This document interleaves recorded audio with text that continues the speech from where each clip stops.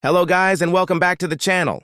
In this video, I'm going to show you how you can change or convert the language of Instagram Reels step by step.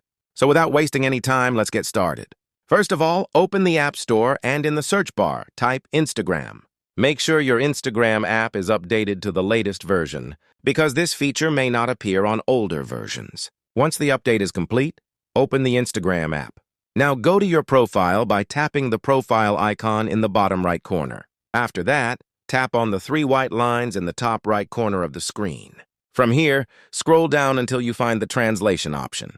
Now tap on translation and here you can select your preferred language. Once you choose a language, Instagram Reels will automatically be translated and played in that selected language, making it much easier to understand content from creators around the world.